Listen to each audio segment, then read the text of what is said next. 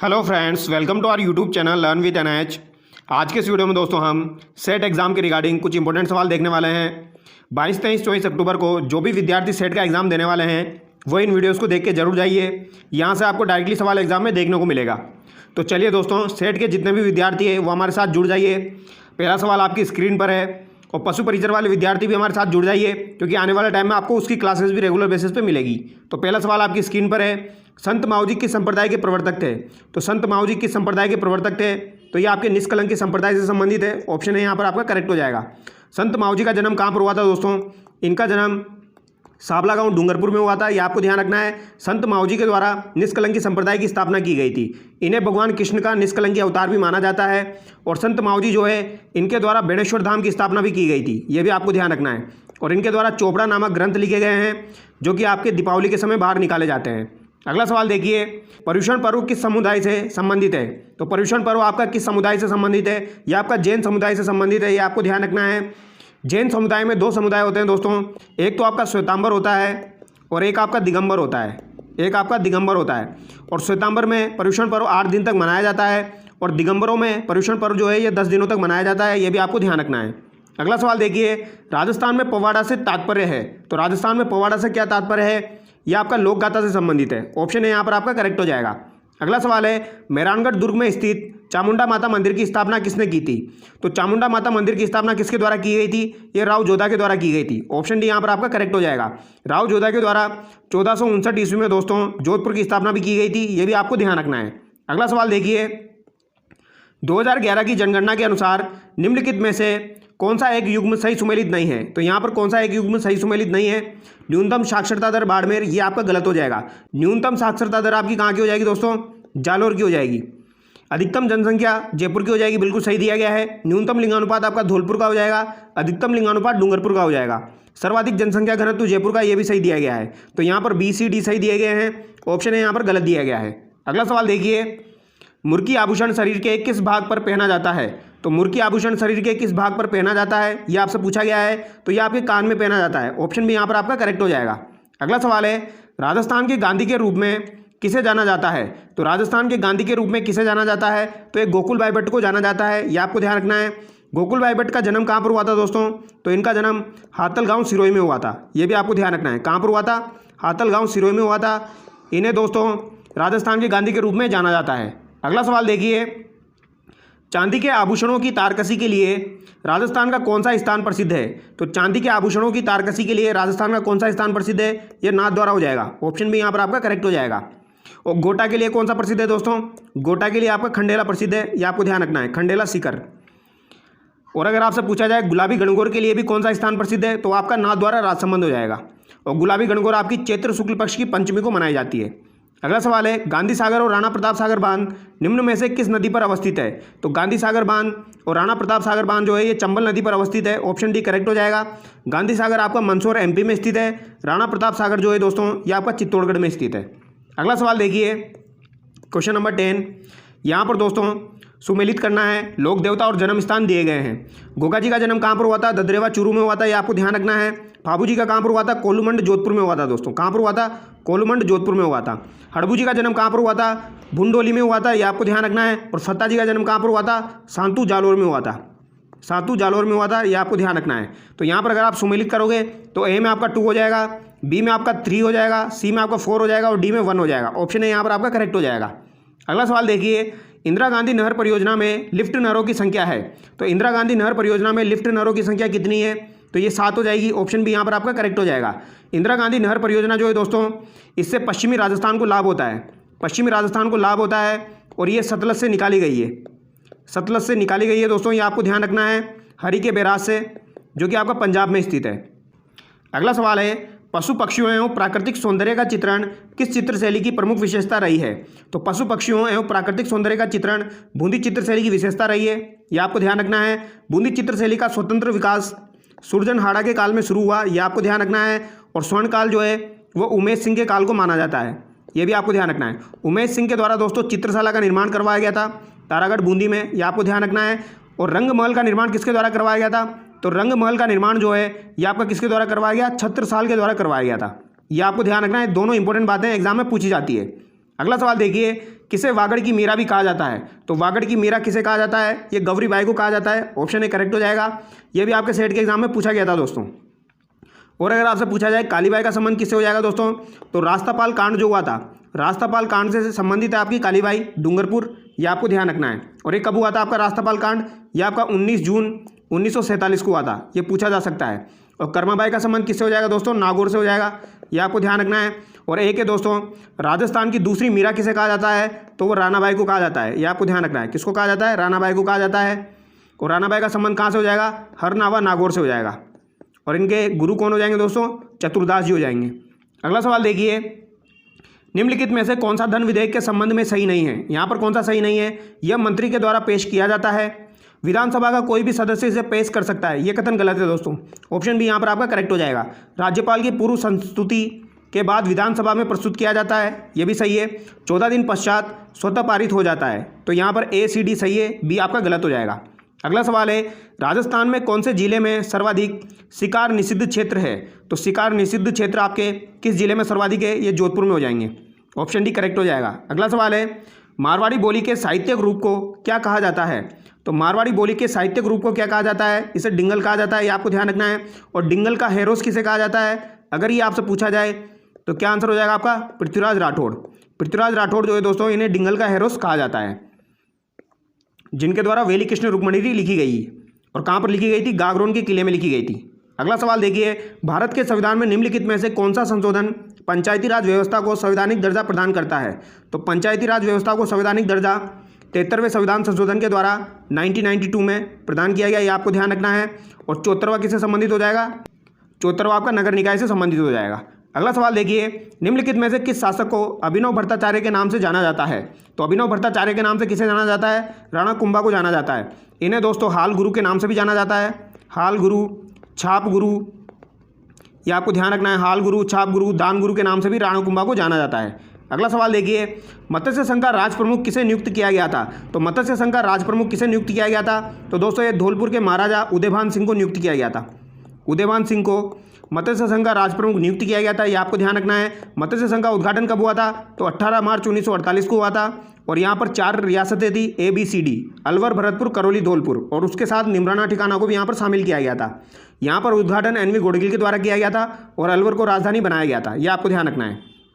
और यहाँ पर प्रधानमंत्री कौन बने थे? शोभाराम कुमावत बने थे।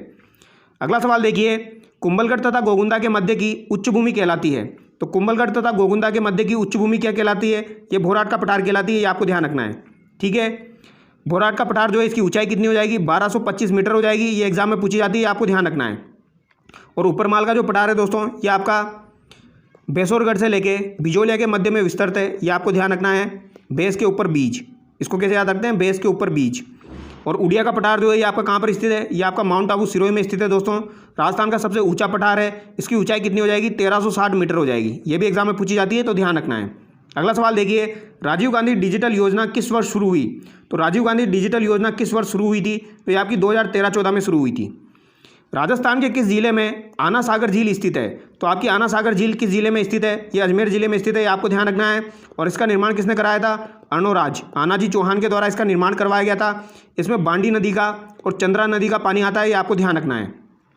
आना सागर झील के किनारे दोस्तों सुभाष उद्यान भी स्थित है, जिसका निर्माण जहांगीर के द्वारा करवाया गया था, जिसे दौलत बाग के नाम से जाना जाता है।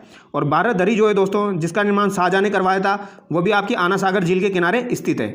अगला सवाल देखिए, राज्यपाल की उपलब्धियों और भत्ते भारित होते हैं? तो राज्यपाल की उपलब्धियां और भत्ते भारित होते हैं, तो यह राज्य की संचित निधि पर। ऑप्शन बी यहाँ पर आपका करेक्ट हो जाएगा।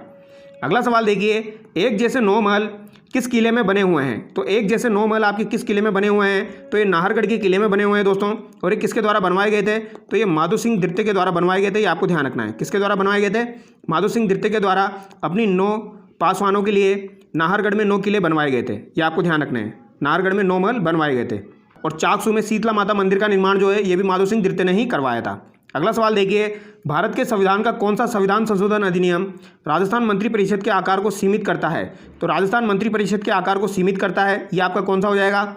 91वां संविधान संशोधन 2003 हो जाएगा दोस्तों, जिसमें मंत्रिपरिषद की न्यूनतम संख्या कितनी रह जाएगी आपकी? 12, और अधिकतम कितनी हो जाएगी दोस्तों?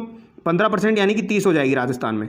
यानी कि 11 + 1 आपको ध्यान रखना है और 29 + 1 ध्यान रखना है। ये एक कौन है? आपका मुख्यमंत्री है। अगला सवाल देखिए, प्रसिद्ध बम नृत्य राजस्थान के किस जिले से संबंधित है? तो बम नृत्य राजस्थान के किस जिले से संबंधित है? ये आपका भरतपुर से संबंधित है। ऑप्शन डी यहाँ पर आपका करेक्ट हो जाएगा। अगला सवाल देखिए, राजस्थान भू राजस्व अधिनियम किस वर्ष पारित हुआ? तो राजस्थान भू राजस्व अधिनियम किस वर्ष पारित हुआ? अच्छा सवाल है, इंपॉर्टेंट सवाल है, ध्यान रखना है। 1956 में। यह आपसे पूछा जा सकता है। अगला सवाल देखिए, राजस्थान उच्च न्यायालय की खंडपीठ की स्थापना कब की गई?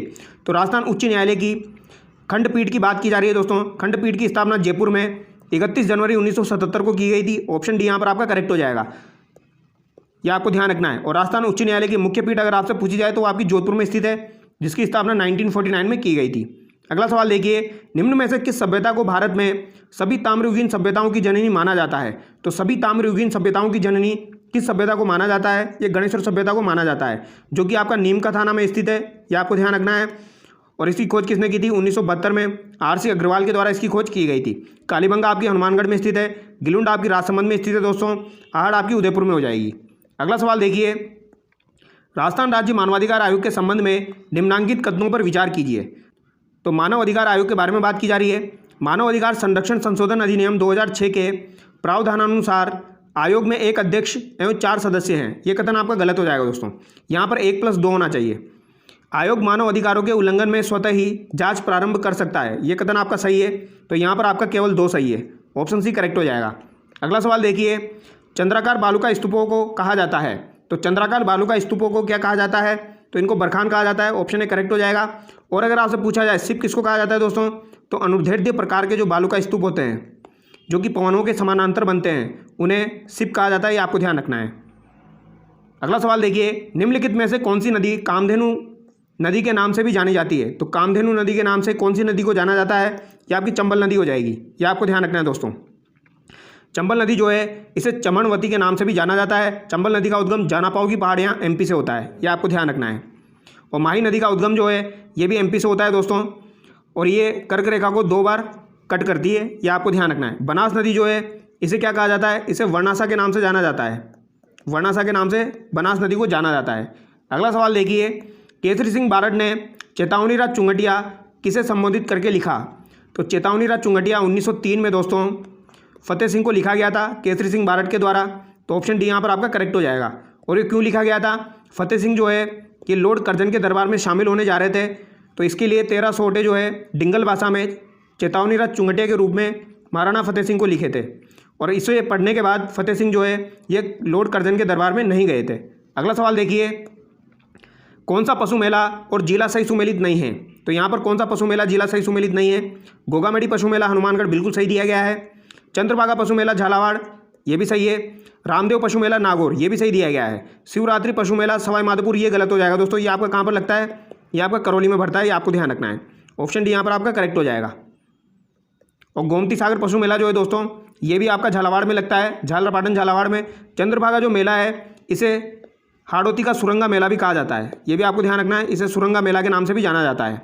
अगला सवाल देखिए, क्वेश्चन नंबर 35, काकन डोडा बिंदोली एवं सामेला राजस्थान में किस अवसर से संबंधित है? तो काकन डोडा बिंदोली सामेला ये आपके विवाह से संबंधित है। ऑप्शन है यहाँ पर आपका करेक्ट हो जाएगा। वीर भारत सभा की स्थापना से संबंधित क्रांतिकारी थे। तो वीर भारत सभा की स्थापना किसने की थी दोस्तों? 1910 में वीर भारत सभा की स्थापना केसरी सिंह बारड के द्वारा की गई थी। ये आपको ध्यान रखना है। और अगर आपसे पूछा जाए वीर भारत समाज की स्थापना किसके द्वारा की गई थी? तो वीर भारत समाज की स्थापना जो है, ये विजय सिंह पथिक के द्वारा की गई थी। किसके द्वारा की गई थी?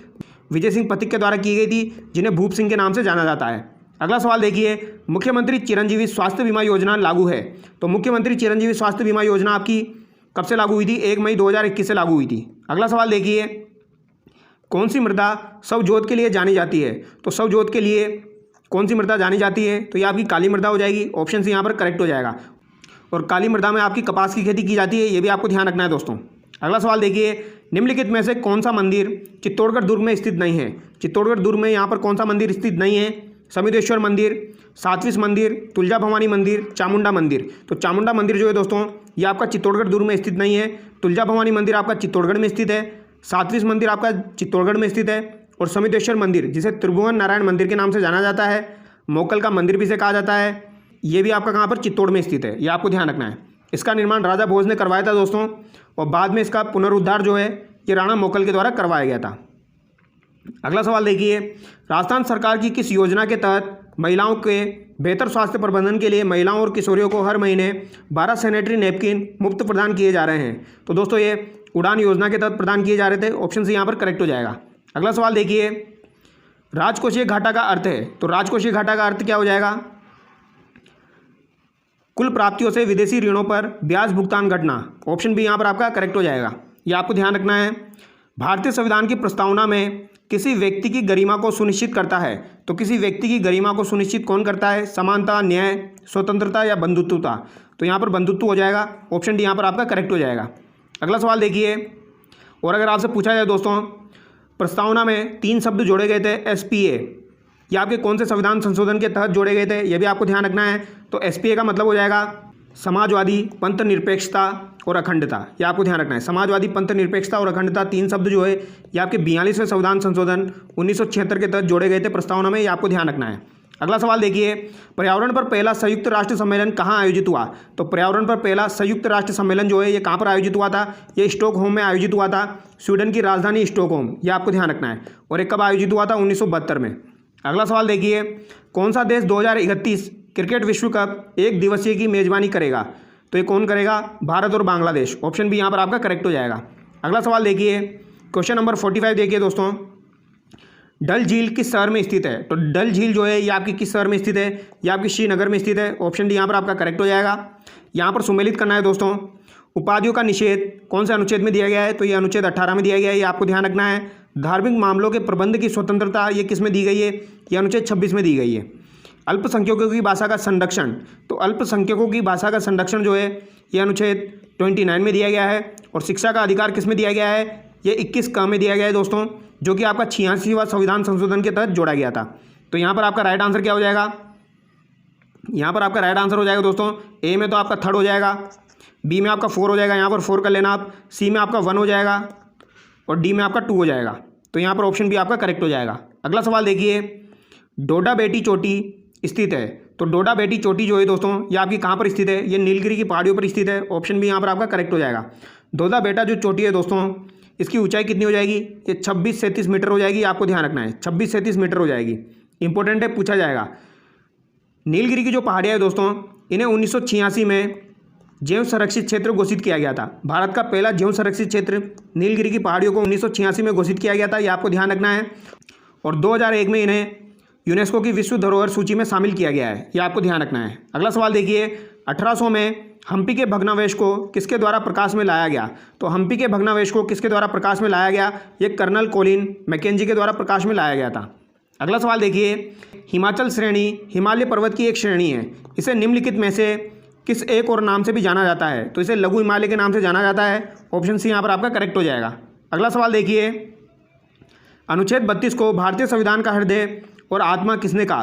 तो अनुच्छेद 32 को भारतीय संविधान का हृदय और आत्मा किसके द्वारा कहा गया है? भीमराव अंबेडकर के द्वारा कहा गया है, ये आपको ध्यान रखना है। और अनुच्छेद 32 में किसका उल्लेख है दोस्तों? तो संवैधानिक उपचारों के अधिकार का उल्लेख है आपका अनुच्छेद 32 में। अगला सवाल देखिए, भारत के किस राज्य में ज्वादी व सेवराई की पहाड़ियाँ स्थित है? तो ज्वादी और सेवराई की पहाड़ियाँ आपकी कहाँ पर स्थित है? तो ये आपकी दोस्तों तमिलनाडु में स्थित है। ऑप्शन सी यहाँ पर आपका करेक्ट हो जाएगा। अगला सवाल देखिए, दिल्ली पर शासन करने वाले निम्न गुलाम वंश शासकों का कालक्रमानुसार सही क्रम कौन सा है? तो सही क्रम कौन सा हो जाएगा? इल्तुतमिश, रजिया, नासिरुद्दीन और बलबन। ऑप्शन सी यहाँ पर आपका करेक्ट हो जाएगा, इल्तुतमिश, रजिया, नासिरुद्दीन और बलबन। अगला सवाल देखिए, यहाँ पर सम्मिलित करना है दोस्तों, गुरु शिखर जो है ये आपकी अरावली की सर्वोच्च चोटी हो जाएगी, जो कि माउंट आबू सिरोही में स्थित है और इसकी ऊंचाई कितनी है? 1722 मीटर है, ये आपको ध्यान रखना है।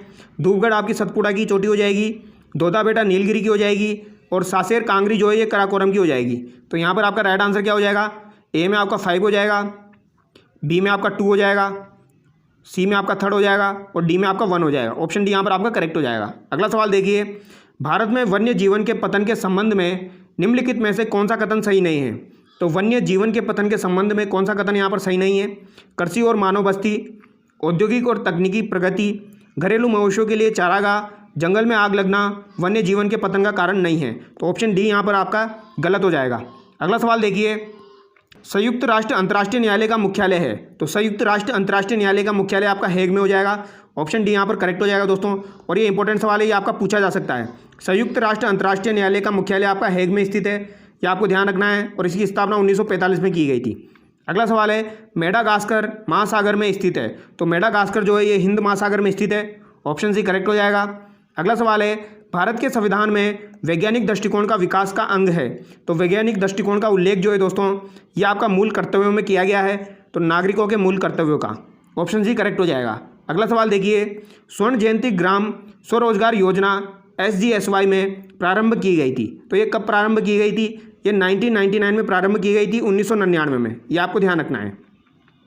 अगला सवाल है, पेनगंगा एवं वैनगंगा किस नदी की सहायक नदियां हैं? तो पेनगंगा, वैनगंगा और वर्धा और मंजीरा जो है दोस्तों, ये किसकी सहायक नदियां हैं? ये आपकी गोदावरी की सहायक नदियां हैं। ये आपको ध्यान रखना है। गोदावरी को दोस्तों वर्ध गंगा के नाम से भी जाना जाता है। अगला सवाल देखिए, भारतीय संविधान में निम्नलिखित में से किस संशोधन द्वारा संपत्ति के अधिकार को मौलिक अधिकारों की सूची से हटा दिया गया था? तो ये कौन से संविधान संशोधन के द्वारा हटाया गया था दोस्तों? तो ये आपके 44वें संविधान संशोधन के द्वारा हटाया गया था। ऑप्शन डी यहाँ पर आपका करेक्ट हो जाएगा। अगला सवाल देखिए, कान्हा राष्ट्रीय उद्यान निम्नलिखित में से किस राज्य में स्थित है? तो कान्हा राष्ट्रीय उद्यान आपका किस राज्य में स्थित है? ये आपका मध्य प्रदेश में स्थित है। ऑप्शन है यहाँ पर करेक्ट हो जाएगा। और अगर आपसे पूछा जाए दोस्तों, बांधव जो है ये कहाँ पर स्थित है? तो ये भी MP में स्थित है। पन्ना आपका MP में स्थित है। पेंच जो है ये भी आपका MP में स्थित है। और इसके अलावा संजय अगर आपसे पूछा जाए तो संजय राष्ट्रीय उद्यान, पेंच राष्ट्रीय उद्यान, पन्ना राष्ट्रीय उद्यान और बांधव राष्ट्रीय उद्यान ये आपके MP में स्थित है। सतपुड़ा भी आपकी MP में स्थित है। अगला सवाल है, अंतर्राष्ट्रीय बुकर पुरस्कार की स्थापना किस वर्ष की गई थी? तो अंतर्राष्ट्रीय बुकर पुरस्कार की स्थापना किस वर्ष की गई थी? तो यहाँ पर आपका राइट आंसर हो जाएगा 1969। ऑप्शन बी करेक्ट हो जाएगा। अगला सवाल देखिए, निम्नलिखित में से कौन भारत और विश्व का एकमात्र तैरता हुआ राष्ट्रीय उद्यान है? तो एकमात्र तैरता हुआ राष्ट्रीय उद्यान आपका कौन सा हो जाएगा? केबुल लामजाओ राष्ट्रीय उद्यान। ऑप्शन सी करेक्ट हो जाएगा। और ये कहाँ पर स्थित है? ये लोकटक झील में स्थित है, जो कि आपके मणिपुर में स्थित है। अगला सवाल देखिए, भारत में किस नदी पर सबसे ऊंचा झरना पाया जाता है? तो सबसे ऊंचा झरना आपका वराई नदी पर पाया जाता है। कौन सा हो जाएगा दोस्तों? कुंचिकल जलप्रपात। ये आपको ध्यान रखना है, कुंचिकल जलप्रपात हो जाएगा। अभी अगर ये चेंज हो गया होगा तो एक बार चेक करके देख लेना, बाकी इसका आंसर वराई होगा। अगला सवाल देखिए, विदेशी मुद्रा के बहिर्गमन और आगमन के बीच अंतर को कहते हैं? तो विदेशी मुद्रा के बहिर्गमन और आगमन के बीच के अंतर को क्या कहा जाता है? इसे विदेशी विनिमय रिजर्व कहा जाता है। ऑप्शन यहाँ पर आपका करेक्ट हो जाएगा। तो दोस्तों यहाँ पर 65 क्वेश्चन हमने डिस्कस किए हैं। बाकी इसकी PDF मैं आपको टेलीग्राम चैनल पर प्रोवाइड करवा दूंगा, तो वहाँ से आप इसके सारे सवाल देख सकते हैं और एक्सप्लेनेशन भी आप पढ़ सकते हैं। तो चलिए दोस्तों, नेक्स्ट वीडियो में मिलते हैं। Thank you so much. अगर आप हमारे चैनल पर नए हैं तो चैनल को सब्सक्राइब जरूर करें।